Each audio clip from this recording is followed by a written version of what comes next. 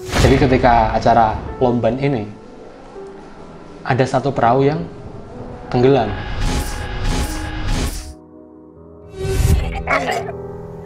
Akhirnya buruan kan, dia langsung lari tuh. Dari Jigger dia langsung bangun, kenapa nih? Langsung bangunin yang lain. Woi, ternyata bener, satu orang temannya ini tindihan. Dan di mimpinya Mas Munaf ketika tidur ini, dia mimpi melihat 3 sosok pocong.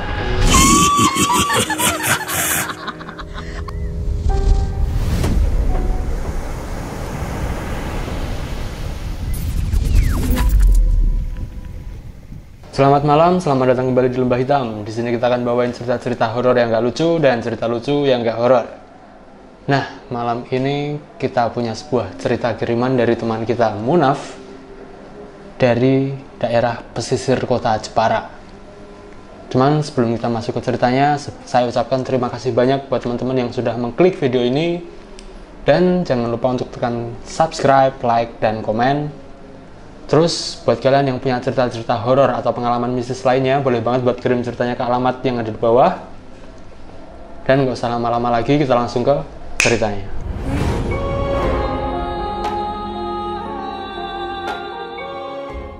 Nah, malam ini kita akan membawakan sebuah cerita yang datang dari Laut Utara. Terus dalam kisah ini, teman kita Munaf ini menceritakan beberapa kejadian. Yang pertama yang dialami oleh bapaknya, yang kedua nanti dialami oleh dia sendiri. Dan di sini ada 3 kejadian. Kejadian terakhir ini adalah sebuah tragedi yang ketika itu memakan cukup banyak korban. Nah, kita masuk ke cerita pertama.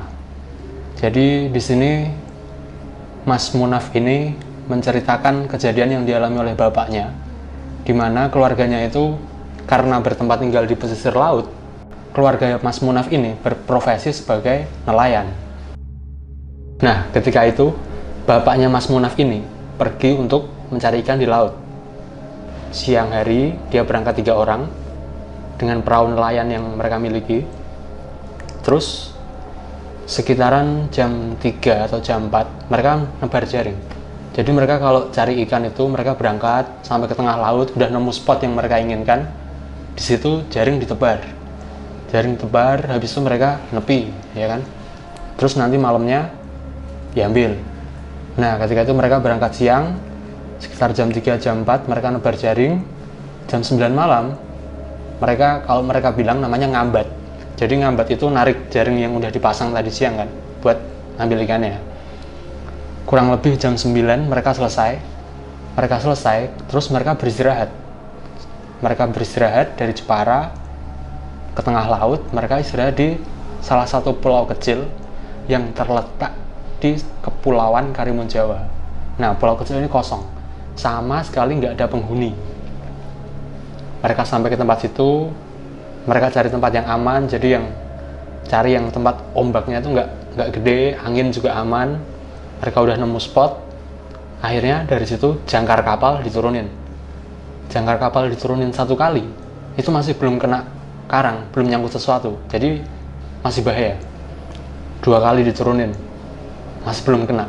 Yang 3 kali, tek, dah, kena sama ada yang nyangkut lah, entah itu karang atau entah batu. Yang jelas perahu mereka aman. Dah, mereka istirahat, tenang. Ini udah sekitar jam 9, jam 10-an. Mereka istirahat. Dan rencananya besok pagi sekitar jam 2, jam 3 mereka bakal nebar jaring lagi. Ketika mereka istirahat ini, tiba-tiba dari arah daratan, dari arah pulau kecil yang mereka singgahi ini, pulau ini kosong. Tapi ketika itu ada suara. Jadi kayak tak tak tak tak tak tak tak, kayak suara benturan benda keras yang saling bersentuhan. Tak tak tak tak. Nah, ketika itu sontak kan, bapaknya Mas Munaf ini langsung nengok ke darat. Apa itu? Dan ternyata yang dia lihat, jadi di daratan ini ada tengkorak. Dan dia jalan, ngambang ke arah perahu, terbang. Dan tengkorak ini berapi-api. Langsung kan. Dia panik. 2 orang kru kapalnya ini langsung, woi. Pokoknya semuanya langsung, pindah. Dan bener, tiga orang yang dari kapal ini semuanya ngelihat kalau ada tengkorak yang jalan ngambang. Gak tau lah, kita nggak tahu tengkorak ini tujuannya apa buat menghampirin kapalnya mereka. Yang jelas mereka panik, langsung jangkar kapal itu diangkat ya kan, gas kapal pergi. Nah, setelah kejadian itu mereka udah mulai tenang gini. Besoknya setelah sampai di rumah, jadi kayak menurut mereka lah, dan ya mungkin mereka ngobrol-ngobrol sama orang yang lebih tahu sama mereka juga. Jadi kalau mereka tuh kenapa sih diganggu sama si tengkorak ini? Nah, ada mungkin asumsi ya, tapi mungkin bisa benar juga. Jadi kayak batu karang yang nyangkut, yang mereka sangkutin ke jangkar kapal mereka itu sebenarnya adalah sebuah tempat tinggal untuk makhluk halus. Nah, jadi ada yang ngomong seperti itu. Cuman ya gitulah, namanya lautan kan, kita nggak pernah tahu apa sih yang ada di laut. Dan ya pasti ya, nggak jarang juga ada banyak banget kan orang yang ngomong kalau di laut itu mungkin kerajaan gaib, atau mungkin banyak penghuni makhluk-makhluk yang kita nggak bisa lihat pakai mata normal gitu kan. Oke, itu satu kejadian yang dialamin oleh bapaknya Mas Munaf ini. Nah, suatu ketika, ini kita lanjut ke cerita kedua ya. Jadi di cerita kedua ini, kejadian yang dialami sendiri oleh Mas Munaf ini. Nah, ketika itu setelah Mas Munaf ini dewasa kan, dia akhirnya berprofesi sebagai nelayan, sama kayak bapaknya. Suatu hari dia pergi melaut buat cari ikan. Sama nih, timeline kejadiannya itu hampir sama kayak yang dialami sama bapaknya tadi. Jadi siang dia berangkat, jaring dilepas, malam tarik kan jaring, dia ngambat. Terus sekitar jam 9, jam 10 mereka istirahat. Nah, bedanya Mas Munaf ini nggak cuma satu kapal, dia rame-rame. Jadi ketika itu ada 6 perahu nelayan. Mereka beristirahat bareng dan letaknya itu di Kepulauan Karimun. Kalau tadi kan bapaknya di salah satu pulau kecil di Kepulauan Karimun. Kali ini Mas Munaf ini istirahatnya di pulau utamanya, pulau utama yang cukup gede lah. Dan disitu kan kalau pulau utama itu cukup ada penghuninya ya, cukup ramai sama orang. Tapi dia berada di sisi utara. Mungkin kalau teman-teman yang pernah main ke sana, jadi kita nyebrang dari Jepara itu pasti tibanya di sisi selatan. Nah, Mas Munaf ini istirahat di sisi utara. Nah, terus 6 kapal ini ketika istirahat berjejer. Dan berjejernya 6 kapal ini nggak satu deret. Jadi di sini ada 2 kapal, 1 kapal, dan 1 kapal. Terus jarak perahu-perahu ini dari daratan itu masih cukup jauh, dan air dari jarak perahu mereka ke daratan itu juga masih cukup dalam. Jadi kalau ada orang yang mau dari perahu ke darat ataupun sebaliknya dari darat ke perahu, mereka masih harus renang. Soalnya ketinggian air itu masih ya sejidat orang dewasa lah. Malam itu mereka istirahat, dan ini ya, jadi perahu-perahu itu kalau mereka nyandar di tepi, mereka biasanya nggak jauh-jauhan, tapi emang bener-bener nempel. Dan kadang dari perahu satu ke perahu lainnya itu diikat, emang bener-bener biar jadi satu. Jadi perahu ini nggak akan lebih tahan lah, kalau ada ombak atau apa, mereka bakal lebih tahan. Terus malam itu Mas Munaf ini berada di perahu yang paling samping. Jam 9 malam, ketika itu dia sholat isya, dan dari semua perahu yang ada di situ teman-temannya semuanya tidur. Jadi bagi para nelayan itu ya, jam 9, jam 10, apalagi mereka udah berangkat dari siang, di sekitaran jam segitu mereka pasti udah capek banget dan ngantuk, rasanya udah malam banget. Akhirnya mereka semua ketidur, kecuali 1 orang ini. Jadi Mas Munaf ini masih sholat, dan ketika dia sholat, dia masih sempat buat wiridan. Di atas kapal dia masih wirid. Nah, dan ketika Mas Munaf ini wirid, dia masih baca zikir gitu kan. Dari ujung matanya itu dia ngeliat kayak ada orang datang dari arah daratan ke arah perahu. Dan suaranya itu kayak suara langkah kaki orang ketika masuk di air. Misal ada orang jalan, tapi airnya segini, selutut. Pasti ada suara kan, kerukyuk. Cuman, anehnya, ini air kan tinggi. Air tuh tingginya sejidat. Jadi kan nggak mungkin ada orang yang jalan lutut lutut orang sejidat tuh kan nggak mungkin kan, nggak masuk akal. Tapi dia masih terus nerusin zikirnya, masih fokus. Cuman dia masih tetap dengar suara itu masih ada, kerubyuk, kerubyuk, kerubyuk. Dan kita tahu ya, kalau orang duduk, berdiri atau apalah, yang jelas kalian di perahu dan perahunya goyang, pasti kerasa kan. Suara yang tadi dari air, kerubyuk, kerubyuk, kerubyuk, itu kerasa kalau dia naik ke atas perahu. Jadi dia naik ke perahu 1, dia jalan di atasnya, terus ke perahu 2, dikelilingin, sampai ke perahu sebelum perahunya Mas Munaf ini. Nah, anehnya, si orang yang naik ini nggak ngelintasin perahunya Mas Munaf. Jadi ketika dia sampai di perahunya Mas Munaf, dia cuma nengok, seolah kayak nengok gitu lah. Habis itu pindah. Dan setelah orang ini jalan ke ujung perahu yang paling ke arah laut, di situ ada satu orang temannya yang sedang tidur. Tiba-tiba dia tindihan. Jadi itu waktunya cukup lama. Ketika Mas Munaf ini, dia masih zikir kan, masih baca-baca, tiba-tiba dia dengar suara temannya kayak sesak nafas gitu loh. Akhirnya buruan kan, dia langsung lari tuh. Dari zikir dia langsung bangun. Kenapa nih? Langsung bangunin yang lain. Wih. Ternyata bener, satu orang temannya ini tindihan. Langsung panik semuanya kan. Yang tindihan langsung dibangunin. Untungnya nggak terjadi apa-apa dan dia masih bangun. Dah malam itu kejadian sampai di situ dan belum terjadi apa-apa. Itu sekitar jam 9-10an malam ya. Sampai akhirnya mereka istirahat lagi. Mas Munaf ini tidur. Mereka semuanya istirahat di atas perahu, mereka tidur. Dan di mimpinya Mas Munaf ketika tidur ini, dia mimpi melihat 3 sosok pocong. Cuman nggak tahu ya, kenapa sih kok dia habis ngalamin kayak gitu, terus mimpinya kok buruk banget, nggak kenapa, masih belum ada yang tahu. Cuman ya ketika itu dia nggak kepikiran apa-apa juga. Sampai akhirnya jam 2, jam 3 pagi mereka semuanya bangun, lanjut buat nebar jaring sampai keesokan siangnya, kurang lebih jam 9-10 pagi kan, jaringnya diangkat, mereka ngambat, sampai akhirnya udah ikan-ikan semuanya udah masuk ke perahu. Mereka nepi ke salah satu dermaga yang ada di Karimun. Mungkin kalau ada yang tahu, dermaganya terletak di dekat alun-alun Pulau Karimun. Sampai di situ mereka ngejual ikan sekaligus istirahat, dan ya biasalah, habis melaut istirahat, mereka bakar-bakar, ketawa-ketawa, ngobrol kan. Di situ Mas Munaf baru cerita tentang kejadian semalam, dan semua temannya ini protes. Wah, kok nggak bilang dari semalam gini ya kan? Dan dari obrolan itu kan, di situ ada warga lokal juga kan, warga Karimun. Jadi kalau orang-orang yang para nelayan yang singgah ini, mereka warga Jepara. Nah, di situ ada warga lokal Karimun, ada yang nanggepin ceritanya Mas Munaf ini. Oh, jadi sebenarnya mereka itu disuruh minggir karena mereka tempat parkir perahunya ini itu sebenarnya adalah jalan. Jadi mungkin jalan gaib gitu ya, dari darat ke laut itu jalur.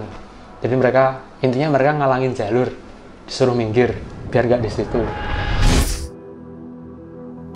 Terus dari mimpinya Mas Munaf ini, dia mimpi melihat 3 sosok pocong.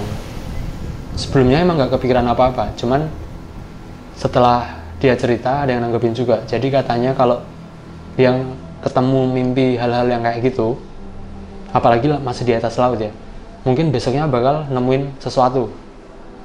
Dan kemungkinannya 2, satu kesialan, yang satu lagi hoki ya kan. Dan ternyata benar, pagi itu setelah mereka narik jaring, mereka cukup hoki. Kalau dari keterangan orang yang nanggepin cerita ini, kalau dia ngelihat poci dalam mimpinya, besoknya dapat yang namanya ikan cucut. Kalau para nelayan sana bilangnya ikan cucut. Jadi ikannya itu cukup gede dan mahal, dagingnya enak gitu lah. Nah, cuman ini beda, dapatnya mereka bukan ikan cucut, tapi udang. Ketika itu udang, dan mereka dapat 3 kilo udang yang ukurannya cukup gede ya, udang laut. Dan ketika itu harga 1 kilo udang di pasar itu 900.000. Nah, mereka dapat 3 kilo, satu perahu ini dapat 3 kilo. Jadi ya, anggap aja mimpi semalam itu hal baik, tanda buat keberuntungan gitu lah. Itu ceritanya Mas Munaf tentang kejadian yang dialami. Nah, Mas Munaf ini masih punya satu cerita lagi. Dan cerita ini, kalau tadi kan emang benar-benar mistis, gaib. Ya sama sih, cerita yang ketiga ini juga masih bersangkutan dengan hal mistis. Cuman ini lebih ke arah tragedi. Jadi dia nyeritain kalau di Jepara itu ada sebuah tradisi yang usianya udah ya kurang lebih 1 abad lah, 100 tahun. Tradisinya namanya, ada yang bilang syawalan, ada yang bilang lomban. Cuman pada awalnya lomban, tapi karena jatuhnya itu ketika bulan Syawal, kalau di bulan Islam ya, jadi ada yang nyebut syawalan. Nah, jadi dalam tradisi ini, para nelayan ini malamnya akan melakukan doa bersama gitu kan. Terus paginya mereka bakal melakukan sedekah bumi. Nah, yang dilakukan ketika sedekah bumi ini bakal ada barang-barang kayak sesaji, ya sajian biasa lah. Terus yang jelas harus ada, itu ada namanya kupat lepet. Kupat lepet, kalau ada yang tahu mungkin namanya ketupat, cuman nggak tahu ya, kita nggak tahu lepet tuh maksudnya apa, nggak tahu, mungkin bahasa dari daerah sana. Terus satu lagi yang harus ada yaitu kepala kerbau. Jadi kepala kerbau ini setelah didoakan dia akan dilepas ke laut. Nah, setelah acara sesajian ini dilepas, dilarung di laut, para nelayan ini mereka udah siap-siap buat ngejar sesajian ini. Dan katanya barang siapa yang berhasil ngedapetin si kepala kerbaunya ini di tahun itu, dia bakal dapet keberuntungan lah, hokinya gede, intinya gitu. Nah, terus di luar itu jelas acara ini gimana ya, mungkin ada yang mikir, wah itu udah zaman segini gini ya, mereka kan cuma mempertahankan kebudayaan mereka, dan yang jelas tujuan acara itu kan berdoa dan untuk menolak bala. Nah, kejadiannya di tahun 2013 itu, jadi ketika acara lomban ini ada satu perahu yang tenggelam. Dan ketika perahu ini tenggelam, di situ ada beberapa korban jiwa dan ada beberapa korban luka-luka. Dan peristiwa ini benar-benar, wah, ketika itu booming banget, masuk ke berita, ya banyak banget lah. Mungkin kalau kalian mau cari di artikel-artikel pasti ada berita tentang kejadian ini. Nah, cuman dari penyelidikan, jadi perahu ini kapasitasnya 20 orang, tapi ketika itu si pemilik perahu maksa buat ngangkut sampai 40 orang lebih. Entah jumlahnya 47 atau 48. Sampai akhirnya ketika perahu ini kembali kan, jadi mereka ketika lomban itu bakal nyebrang dari Pantai Kartini, nyebrang ke yang salah satu tempat namanya Pulau Panjang di seberang Pantai Kartini. Terus mereka balik. Ketika balik ini, perahu yang overload ini, ya emang sialnya dia ya, dia ketimpa sama ombak yang cukup gede, sampai akhirnya dia kebalik. Udah kejadian itu ya udah gitulah. Hari itu langsung otomatis dong, para nelayan yang dari sekitarnya langsung bantu mengevakuasi korban. Sampai akhirnya ya ada yang ketemu selamat dan ada yang nggak selamat. Nah, cuman setelah kejadian ini ada kan desas-desus di antara masyarakat yang beredar. Jadi gimana sih? Benernya gimana sih? Kok bisa kayak gitu? Kapalnya itu tenggelam kenapa ya kan? Cuman kan dari penyelidikan kapalnya emang overload. Setelah itu kena ombak, jadi dia kebalik. Tapi ada juga nih yang cerita. Jadi si pemilik kapal yang tenggelam ini malamnya dia minum minuman beralkohol. Dan setelah dia minum minuman beralkohol ini, entah dia sengaja atau enggak, ternyata dia tuh datang ke tempat untuk naruh sesaji yang besoknya bakal dilarung ke laut. Dan apa yang terjadi? Si pemilik kapal ini makan daging ayam yang buat sesaji itu. Padahal daging ayam itu belum didoain kan. Dan itu kan harusnya besok, baru boleh dimakan besok setelah acara. Itu dimakan sama dia. Itu satu cerita. Nah, terus ada cerita lagi. Jadi karena tradisi ini kan udah emang tradisi panjang banget ya. Bahkan udah 100 tahun lebih. Jadi hal-hal kayak sesaji, terus keperluan-keperluan kayak kepala kerbau dan lain-lain, itu emang udah ada pihak yang pihak berwenang yang menyediakan. Nah, ketika itu pihak yang berwenang untuk menyediakan ini, dia nggak ngebeli 1 ekor kerbau, karena pikirannya kan yang bakal dilarung cuman kepalanya. Jadi ngapain kita beli 1 ekor kerbau? Nah, dia akhirnya beli cuman kepala kerbaunya aja. Dan ada yang beranggapan bahwa dari segi mistis, hal-hal itulah yang jadi penyebab perahu ini tenggelam. Oke, jadi itu tadi cerita ketiga dari teman kita Munaf ini. Dan sebenarnya Mas Munaf ini masih punya banyak cerita dari tempat asalnya, yaitu Jepara. Dan yang lebih menarik lagi, Jepara ini tiap daerahnya punya cerita mistis yang beda-beda. Dan setiap cerita mistis di suatu daerah di Jepara itu pasti berkaitan dengan sejarah. Kayak misal di cerita Lomban tadi nih, cerita Lomban, awal sejarah Lomban di tahun 1800 itu, ketika itu, kalau sekarang ya, Lomban yang sekarang itu perahu-perahu nelayan yang ngejar sesaji itu nyebrang dari Pantai Kartini ke Pulau Panjang. Nah, di tahun 1800 itu Pantai Kartini yang sekarang jadi pantai yang terkenal itulah, itu masih kepisah sama Pulau Jawa. Jadi di situ masih ada yang namanya Selat Muria. Dan Pantai Kartini ini dulu merupakan sebuah pulau kecil yang namanya Pulau Kelor. Di situ ditinggalin sama seorang warga lokal namanya Encik Lanang, dan dia ini dihadiahi Pulau Kelor ini oleh pemerintah Hindia Belanda karena Encik Lanang ini berhasil membantu Belanda dalam penyerangannya ke Bali. Nah, terus gimana adanya peristiwa Lomban ini? Itu karena suatu ketika ada tragedi. Jadi dua orang bupati dari Jepara ini dia pergi ke Karimun Jawa.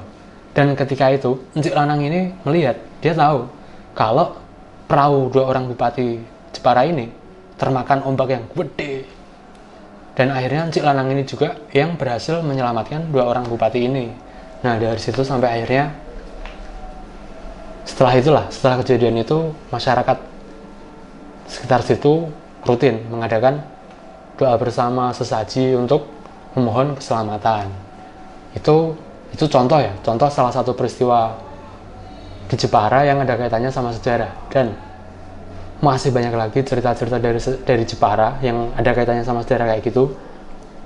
Kalau kalian mau tahu, kalau kalian pengen tahu dan pengen dengar lebih banyak lagi, boleh banget buat tulis komentarnya di kolom yang ada di bawah. Terus buat kalian yang punya cerita atau pengalaman horor lainnya, boleh juga buat kirim ke alamat email kita yang ada di bawah, atau bisa juga DM ke alamat Instagram kita yang ada di bawah juga. Dan sekali lagi terima kasih buat kalian yang sudah menyimak video ini sampai habis. Dan jangan lupa like, comment, dan subscribe. Sampai jumpa di episode selanjutnya.